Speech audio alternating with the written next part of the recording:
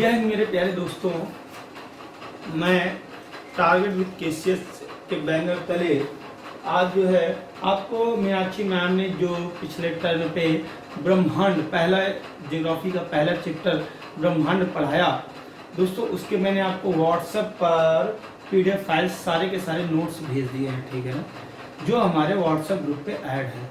जो लोग नहीं ऐड हैं, ठीक है, अगर वो ऐड होना चाहते हैं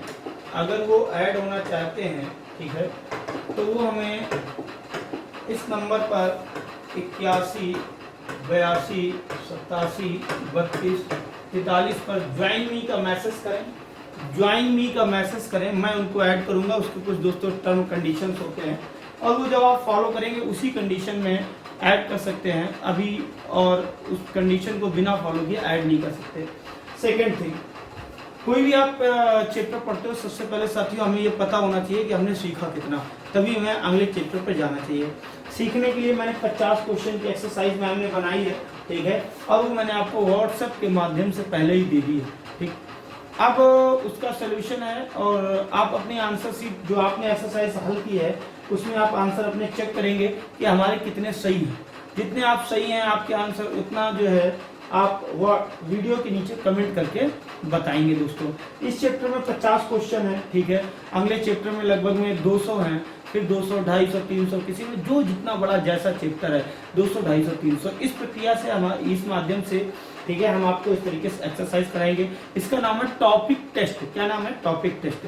जब दोस्तों ज्योग्राफी जो है पूरी खत्म हो जाएगी तो हम क्या करेंगे, एक सब्जेक्ट टेस्ट लाएंगे। उसमें हर एक एक्सरसाइज में 100 क्वेश्चन होंगे, जिसमें कि ज्योग्राफी, वर्ल्ड ज्योग्राफी और इंडियन ज्योग्राफी दोनों मिक्स होंगे।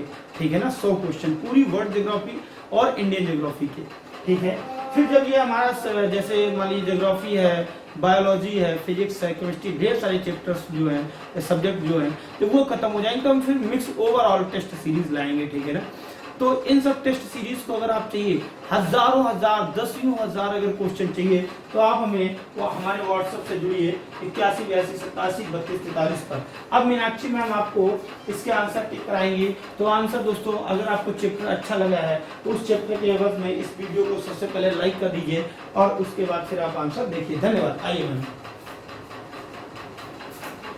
हेलो दोस्तों, मैं मीनाक्षी शुक्ला आज आपके सामने हाजिर हुई टारगेट विद केसीएच के साथ। और मित्रों, आज हम सबसे पहले आपको कराने जा रहे हैं एक्सरसाइज, जिसको हम आपको इससे पहले ही बता चुके हैं। आज हम ये देखते हैं कि हमने इससे रिलेटेड कितना सीखा। सबसे पहला क्वेश्चन है हमारा, सौर प्रणाली की खोज किसने की। पहला क्वेश्चन क्या है? सौर प्रणाली की खोज किसने की। देखो, दो तरह के क्वेश्चन है, एक सौर प्रणाली की खोज किसने की, दूसरी ग्रहों का नियम किसने बताया। दो क्वेश्चन दोनों ही हमने आपको बताया। तो सौर प्रणाली की खोज किसने की थी? सौर प्रणाली की खोज किसने की थी? जल्दी बताइए, सौर प्रणाली की खोज किसने की थी? बिल्कुल सही आंसर कोपरनिकस। आप इसे सही कर लिए, कोपरनिकस ने क्या बताया? कोपरनिकस ने सौर प्रणाली की खोज की। नेक्स्ट सेकंड क्वेश्चन है, किसी ग्रह के चारों ओर परिक्रमा करने वाले छोटे आकाशीय पिंड को क्या कहते हैं। कोई ग्रह है, ग्रह के चारों ओर परिक्रमा करने वाले आकाशीय पिंड क्या कहलाते हैं? उपग्रह कहलाते हैं। क्या कहलाते हैं? उपग्रह कहलाते हैं। तीसरा क्वेश्चन, सौर मंडल में कुल कितने ग्रह हैं? याद करिए, सौर मंडल में कितने ग्रह हैं? याद करिए, हमने आपको क्या बताया, सूर्य के बाद कितने हैं, फिर इसके बाद हमारे क्या है, छोटे छोटे ग्रहों की पट्टी, फिर इसके बाद कितने हैं, तो चार इधर है। टोटल अगर हम बात करें तो कितने टोटल हैं? 8 ग्रह। कितने हैं सौरमंडल में? कुल कितने ग्रह? 8। 2006 से पहले 9 हुआ करते थे, लेकिन 2006 में प्लूटो को हटा दिया गया। तो अब ग्रहों की संख्या कितनी है? 8। अंतरिक्ष में कुल कितने तारामंडल है? तो कितने हैं? 89 तारामंडल है। निम्नलिखित में से किनके बीच औसत दूरी को खगोली एकक कहा जाता है। यानी कोई एक ऐसा ग्रह है जिससे बीच की दूरी को खगोली दूरी कहा जाता है। तो वो हमारा क्या है? पृथ्वी तथा सूर्य के बीच की दूरी को खगोली दूरी कहा जाता है। पृथ्वी से सूर्य की दूरी को एक खगोली दूरी कहा जाता है। सूर्य में काला धब्बा, हमने आपको बताया था कि जो हमारा सूर्य है, सूर्य में क्या हो गया, बीच बीच में काले धब्बे हो गए हैं। और वो ऐसे स्थान है जो कम प्रकाश उत्सर्जित कर रहे हैं। ऐसे स्थान क्या कहलाते हैं? ऐसे स्थान क्या कहलाते हैं? काला धब्बा। ऐसे स्थान क्या कहलाते हैं? काले धब्बे या सौर धब्बे। तो ऐसे कौन से स्थान है? सूर्य में एक बड़ा काला भेद ये है, या दिन के दौरान धब्बे ऊर्जा स्रोत करते हैं, या धब्बे वे स्थान है जो प्रकाश उत्सर्जित करने में असमर्थ है। बिल्कुल सही आंसर। नेक्स्ट 7वां, सूर्य के रासायनिक मिश्रण में हाइड्रोजन प्रतिशत कितना है? दोस्तों हमने आपको बताया था सूर्य में कौन सी दो गैसें हैं? एक तो है हमारी हाइड्रोजन, दूसरी क्या है? हीलियम। यानी हाइड्रोजन के चार अणु मिलकर क्या करते हैं? हीलियम का निर्माण करते हैं। किसका निर्माण करते हैं? हीलियम का निर्माण करते हैं। यानी सूर्य के रासायनिक मिश्रण में हाइड्रोजन का परसेंटेज कितना है? 71%। कितना है? 71%। नेक्स्ट, निम्नलिखित में से कौन एक तारा है? चंद्रमा उपग्रह है, शुक्र और पृथ्वी हमारे क्या है? ग्रह है। सूर्य क्या है? सूर्य एक तारा है। सूर्य क्या है? एक तारा है। हो गया होगा।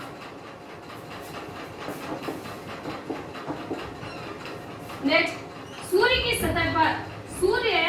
सतह पर हाइड्रोजन के अलावा दूसरा कौन सा तत्व बहुतायत में पाया जाता है? अभी हमने आपको बताया 2 ही तत्व पाए जाते हैं, पहला हाइड्रोजन, दूसरा हीलियम। बिल्कुल सही जवाब। पहला हाइड्रोजन और दूसरा हमारा क्या है? दूसरा हीलियम है। सूर्य का प्रकाश धरती तक पहुंचने में कितना मिनट लेता है? यानी कितना समय लेता है? दोस्तों अगर हम बात करें सूर्य का प्रकाश, तो सूर्य का प्रकाश पृथ्वी तक पहुंचने में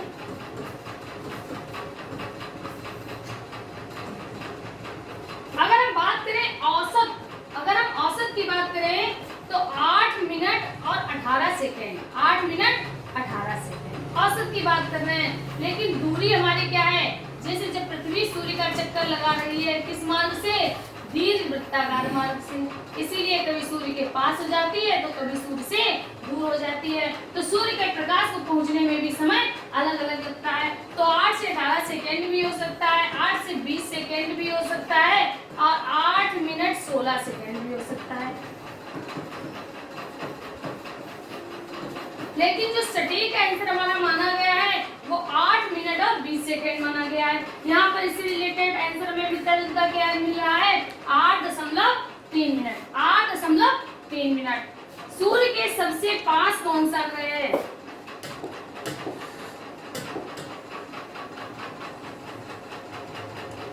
सूर्य के सबसे पास ग्रह, याद तो जब हमने दोस्तों आपको सौर मंडल का फिगर बताया था, तो सूर्य के सबसे पहले कौन सा ग्रह था? सूर्य के सबसे पहले कौन सा ग्रह था? बुध। बिल्कुल सही जवाब। कौन सा था? बुध। और सबसे अंत में कौन सा था? वरुण। कौन सा था? वरुण। नेक्स्ट, कौन सा ग्रह सूर्य की परिक्रमा 88 दिनों में करता था? देखिए इससे पहले हमने आपको बताया जब सौर मंडल पढ़ा रहे थे कि जो प्रारंभ के 4 ग्रह हैं वो परिक्रमा करने में दिन लगाते हैं, जबकि अंत के जो है वो वर्ष लगाते हैं। तो अगर हम बात करें बृहस्पति हो नहीं सकता, और सबसे पास में बुध है। बुध कितने दिनों में लगाता है? 88 दिनों में। यानी बुध ही ऐसा ग्रह है जो सूर्य के सबसे पास में है। सूर्य के सबसे पास में है और सूर्य की परिक्रमा कितने दिनों में करता है? 88 दिनों में। कौन? बुध। नेक्स्ट, निम्नलिखित में से कौन से ग्रहों के चारों ओर घूमने वाले उपग्रह नहीं है? दोस्तों जो हमने आपको सौर मंडल पढ़ाया तो हमने बताया प्रारंभ के जो दो उनके पास कोई उपग्रह नहीं है। तो प्रारंभ के दो कौन से थे? पहला हमारा बुध था, और बुध के बाद कौन सा था? शुक्र। तो हमारा कौन सा आंसर है? बुध तथा शुक्र। बी ऑप्शन सही है। बी ऑप्शन सही है। हमने आपको इससे पहले भी बताया था कि हम टोटल ऑप्शन पे डिपेंड ना रहे। हमने सीखा है तो हम अपना आंसर पहले लिखते हैं, फिर हम ऑप्शन से चेक करते हैं कि हमारा ऑप्शन सही कौन सा है। नेक्स्ट, किस ग्रह को यहाँ यह नहीं है, यहाँ ग्रह है, किस ग्रह को इवनिंग स्टार कहा जाता है? याद करो, हमने आपको बताया था सुबह के समय भी दिखता है, शाम के भी समय दिखता है। सुबह के समय भी दिखता है, शाम के समय भी दिखता है, इसीलिए भोर का तारा और सांझ का तारा किसे कहा जाता है? बिल्कुल सही जवाब। किसे कहा जाता है? शुक्र को। किसे कहा जाता है? शुक्र को। नेक्स्ट, निम्नलिखित में से कौन सा ग्रह सूर्य का चक्कर सबसे कम समय में लगाता है? याद करो, जो सूर्य के सबसे पहले होगा वही जल्दी घूम जाएगा। तो सूर्य के सबसे निकट कौन सा है? सूर्य के सबसे पास में कौन सा है? बुध। अगर बुध ऑप्शन में ना होता शुक्र होता, शुक्र ऑप्शन में ना होता तो पृथ्वी होती, पृथ्वी अगर ऑप्शन में ना होता तो इस तरह से क्रम चलता रहता। नेक्स्ट है सौर मंडल का कौन सा ग्रह, इसे आप सही करते रहे जाए, ये लिखा है ग्रह। सौर मंडल का कौन सा ग्रह लगभग पृथ्वी जितना बड़ा, यानी हमने आपको बताया कि ये ऐसा ग्रह है, एक ऐसा ग्रह है जिसका आकार पृथ्वी जितना है, इसीलिए पृथ्वी की बहन कहा जाता है। पृथ्वी की बहन, जी हाँ बिल्कुल सही दोस्तों, आपका आंसर है, यानी हमारा शुक्र है। शुक्र को क्या कहा जाता है? वीनस। इंग्लिश के नाम भी याद करते चलिए, क्या कहा जाता है? वीनस। निम्नलिखित में किसे ब्लू प्लेनेट कहा जाता है? ब्लू मतलब नीला, प्लेनेट मतलब ग्रह। किस ग्रह को नीला ग्रह कहा जाता है? बिल्कुल सही जवाब है, पृथ्वी को क्या कहा जाता है? नीला ग्रह। कारण जल की अधिकता। कारण क्या है? जल की अधिकता। नेक्स्ट क्वेश्चन देखते हैं, सबसे तीव्र गति से सूर्य का चक्कर लगाने वाला ग्रह, अभी बताया सबसे पास में होगा, सबसे कम समय लेगा, यानी हमारा ऑप्शन सही है बुध। ऑप्शन सही है बुध। नेक्स्ट, पृथ्वी के भ्रमण की गति क्या है? पृथ्वी के भ्रमण की गति है 27 किलोमीटर पर घंटा। क्लियर? पृथ्वी अपने अक्ष से घूमती है, पृथ्वी अपने अक्ष से घूमती है। सही आंसर हमारा क्या है? पश्चिम से पूर्व। कैसे घूमते? इस तरह से घूमते। सभी ग्रह इस तरह से घूमते हैं, लेकिन शुक्र और अरुण विपरीत दिशा में घूमते हैं। तो सही आंसर हमारा क्या होगा? पश्चिम से पूर्व। नेक्स्ट, सबसे चमकीला ग्रह, अभी बताया था, सबसे चमकीला ग्रह शुक्र। पृथ्वी स्थित है किसके बीच में स्थित है? यानी दो ग्रहों के बीच में दो ग्रह कौन कौन से हैं? तो वो कौन सा है? हमारा सही ऑप्शन है, सबसे पहले है हमारा शुक्र, पहले बुध, बुध के बाद शुक्र, शुक्र के बाद पृथ्वी, और पृथ्वी के बाद क्या है? मंगल। तो पृथ्वी किन दो ग्रहों के बीच में है? शुक्र और मंगल के बीच में। शुक्र और मंगल के बीच में।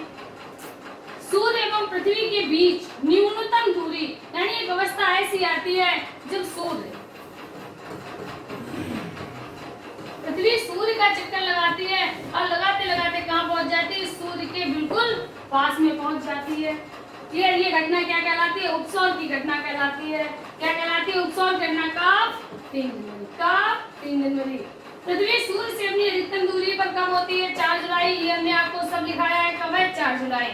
नेक्स्ट, सौर मंडल का सर्वाधिक गर्म ग्रह कौन सा है? जो सबसे पास होगा, यानी बुध को होना चाहिए, लेकिन बुध नहीं है क्योंकि बुध के पास इतना वायुमंडल नहीं है। तो सही आंसर क्या है हमारा? शुक्र। नेक्स्ट, पृथ्वी अपनी धुरी पर घूमती है, यानी पृथ्वी अपनी धुरी पर घूम जाती है कितने मिनट में? यानी 23 घंटे 56 मिनट 4 सेकेंड। 23 घंटे 56 मिनट 4 सेकेंड। क्लियर? चलिए आगे बात करते हैं। निम्नलिखित में से कौन से ग्रह के सर्वाधिक प्राकृतिक उपग्रह हैं? प्रारंभ में दोस्तों बृहस्पति के पास सबसे अधिक उपग्रह थे, प्रारंभ में बृहस्पति के पास, लेकिन अब किसके पास हो चुके हैं? अब शनि के पास सर्वाधिक उपग्रह हैं। नेक्स्ट, पृथ्वी की अपनी कक्षा में गति है, पृथ्वी की अपनी कक्षा में, यानी पृथ्वी अपनी कक्षा में किधर से घूमती है? जिस तरह से सूर्य का चक्कर लगाती है उसी तरह से अपनी कक्षा में भी घूमती है। यानी अगर हम बात करें तो पश्चिम से पूर्व, बात करें तो पश्चिम से पूर्व। सौर मंडल का सबसे बड़ा उपग्रह, ग्रह की बात नहीं की जा रही, उपग्रह कौन सा है? सबसे उपग्रह गैनीमीड। पृथ्वी के सर्वाधिक निकट कौन सा ग्रह है? पृथ्वी के सबसे पास में शुक्र है, सब बताया। सौर मंडल का दूसरा सबसे बड़ा ग्रह कौन सा है? अब हम बात करते हैं सौर मंडल के बड़े ग्रह, हमने आपको बताए थे क्रम से, जो अंत के, जो सूर्य से दूरी के अनुसार, सूर्य से दूरी के अनुसार सबसे पास में कौन है? बुध। याद करो, इसके बाद शुक्र, इसके बाद पृथ्वी, इसके बाद मंगल, इसके बाद हमारा क्या आता है? बृहस्पति, बृहस्पति के बाद शनि, शनि के बाद अरुण, और अरुण के बाद में वरुण। ये किसके अनुसार है? सूर्य से दूरी के अनुसार। लेकिन अगर हमने कहा था अगर आकार के अनुसार तुम्हें पूछा जाए तो जो पीछे वाले हैं वो इसी क्रम में लग जाएंगे, यानी बृहस्पति सबसे बड़ा, शनि बृहस्पति से छोटा, अरुण शनि से छोटा, वरुण अरुण से छोटा। क्वेश्चन हमारा क्या है? सौर मंडल का दूसरा सबसे बड़ा, यानी ये सबसे बड़ा और शनि उससे छोटा। तो हमारा सही आंसर क्या होगा? शनि। हमारा सही आंसर शनि। शनि ग्रह का सबसे बड़ा उपग्रह टाइटन, शनि ग्रह का सबसे बड़ा उपग्रह टाइटन। शनि का उपग्रह टाइटन, अरुण का उपग्रह टाइटेनियम और वरुण का उपग्रह टाइटन। निम्नलिखित में से किस उपग्रह के चारों ओर स्पष्ट वलय हैं? चारों ओर स्पष्ट वलय किसके आसपास है? शनि के आसपास। किसके आसपास है? शनि के आसपास। ये क्वेश्चन हमने आपको बताया भी था। नेक्स्ट है, पृथ्वी में दिखने वाली चंद्रमा की सतह उसकी कुल सतह का कितने परसेंटेज है, यानी कितना परसेंट है? तो 59%, 53% से लेकर 57% से लेकर 59% भाग तक ही हमको चंद्रमा का दिखता है। मंगल एवं बृहस्पति ग्रहों के मध्य, मंगल और बृहस्पति ग्रहों के मध्य सूर्य की परिक्रमा करने वाले खगोलीय पिंड यानी मंगल और बृहस्पति, इनके बीच में कौन से ग्रह हैं? बृहस्पति के बीच में हमने आपको बताया क्या है? अनेक छोटे छोटे ग्रहों की पट्टी है। उसे क्या कहा जाता है? क्षुद्र ग्रह के नाम से जाना जाता है। तो आंसर हमारा क्या होगा? क्षुद्र ग्रह। सर्वप्रथम खोजा गया क्षुद्र ग्रह कौन सा था? सिरस। सबसे पहला खोजा जाने वाला सिरस। वेस्टा के बारे में भी आप देख सकते हो। वेस्टा क्या है? तो वेस्टा नंगी आंखों से देखा जाने वाला, नंगी आंखों से देखा जाने वाला क्षुद्र ग्रह, नंगी आंखों से देखा जाने वाला क्षुद्र ग्रह। क्लियर? यहाँ तक कोई डाउट तो नहीं होगा? आगे देखिए, निम्नलिखित में से किस ग्रह को पृथ्वी की बहन, पृथ्वी के समान होने के कारण किसको पृथ्वी की बहन कहा जाता है? शुक्र को। उत्तरी ध्रुव की खोज किसने की? बिल्कुल सही जवाब, रॉबर्ट पियरी। एमंडसेन ने दक्षिणी ध्रुव की खोज की। सूर्य ग्रहण निम्नलिखित में से किस स्थिति में आता है? यानी जब सूर्य ग्रहण होता है, जब सूर्य ग्रहण होता है तो आपने देखा होगा सूर्य का प्रकाश नहीं में दिखाई देता, कारण सूर्य के सामने कोई आ जाता है, इसीलिए पृथ्वी तक उसका प्रकाश नहीं पहुंच पाता। आता कौन है? चंद्रमा। आता कौन है? चंद्रमा। यानी हम बात करें जब पृथ्वी और सूर्य के बीच चंद्रमा आ जाता है, राइट आंसर। क्लियर? जब सूर्य और चंद्रमा के बीच पृथ्वी आ जाएगी तो चंद्र ग्रहण होगा।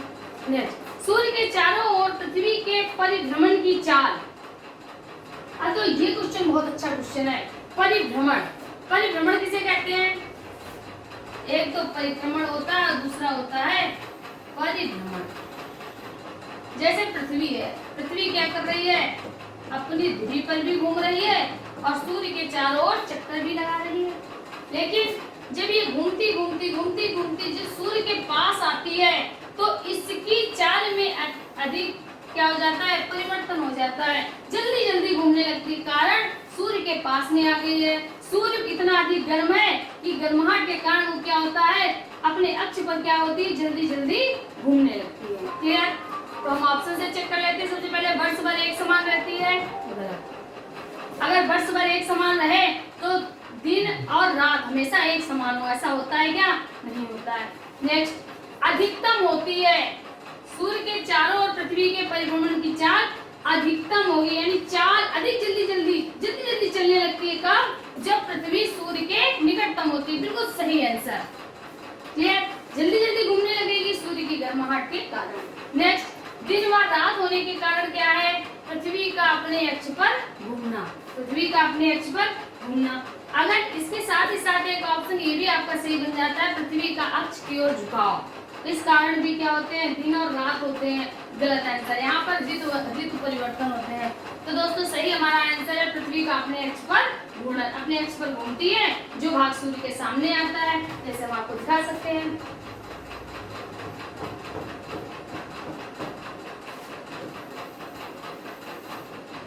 जैसे ये पृथ्वी है, पृथ्वी ये, अब ये भाग पृथ्वी के सामने आया, जो भाग पृथ्वी के सामने आया, दिन हुआ, घूमती घूमती अपने अक्ष पर घूम रही है, तो कभी न कभी ये वाला भाग भी जहाँ पर रात है, ये वाला भाग भी क्या हुआ? सामने आ जाएगा। तो इस वाले भाग में क्या होगा? इस वाले भाग में दिन होगा और इस वाले भाग में रात होगी। क्लियर? समझ में आ गया होगा। किसने सबसे पहले पृथ्वी की परिधि को मापा? किसने मापा था?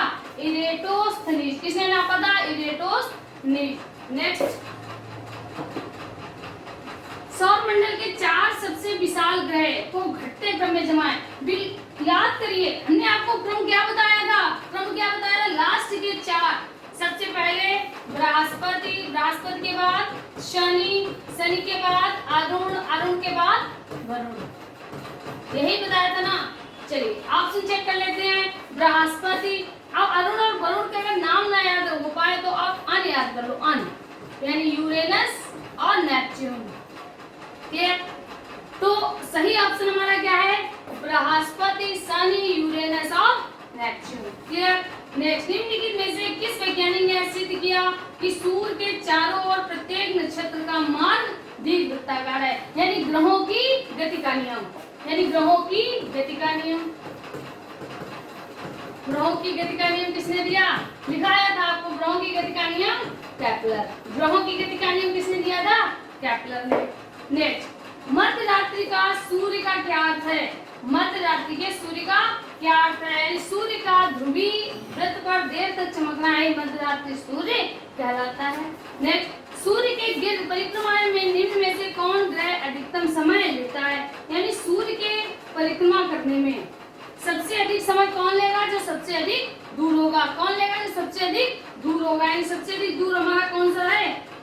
वरुण है, लेकिन ऑप्शन में हमारा वरुण है नहीं। इसके बाद अरुण, ऑप्शन में हमारा अरुण भी नहीं है।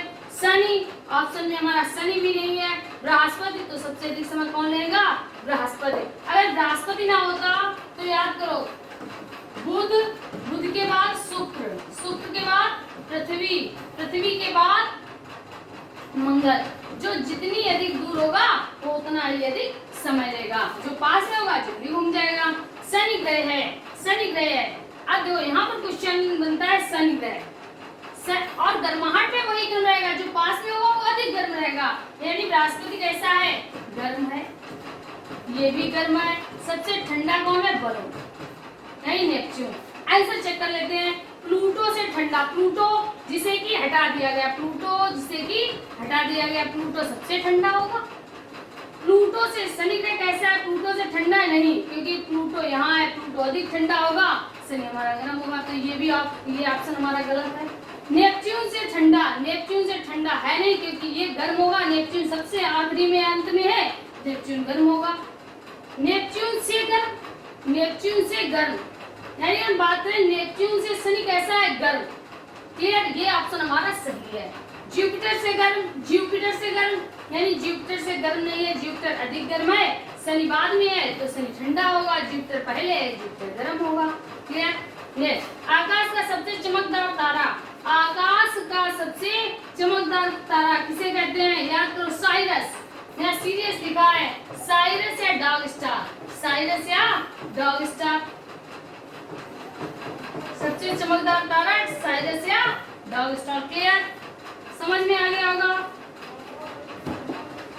सबसे लास्ट क्वेश्चन है, क्षुद्र ग्रह जिन ग्रहों के बीच में पाए जाते हैं, अभी हमने आपको बताया क्षुद्र ग्रह किनके बीच में पाए जाते हैं? मंगल और बृहस्पति के बीच में। किसके बीच में पाए जाते हैं? मंगल और बृहस्पति। 4 इधर 4 इधर, 4 इधर कौन से? सबसे पहले हमारा बुध, बुध के बाद शुक्र, शुक्र के बाद पृथ्वी, पृथ्वी के बाद मंगल। इसके बाद पट्टी है क्षुद्र ग्रह की। इसके बाद हमारा क्या है? बृहस्पति है। बृहस्पति के बाद क्या है? शनि है। शनि के बाद क्या है? अरुण है। अरुण के बाद वरुण है। तो क्षुद्र ग्रह की पट्टी किनके बीच में है? मंगल और बृहस्पति के बीच में। किनके बीच में? मंगल और बृहस्पति के बीच में। दोस्तों, तो आप हमें कमेंट के माध्यम से बताइए कि आपको क्वेश्चन कैसे लगे और आपको क्वेश्चन, आपके कितने क्वेश्चन सही हो रहे हैं। कारण क्या है? क्योंकि हमने आपको सिखाया, आपने कितना सीखा ये ज्यादा इम्पोर्टेंट होता है। चलिए इसी के साथ हम अपनी बात को समाप्त करते हैं। जय हिंद।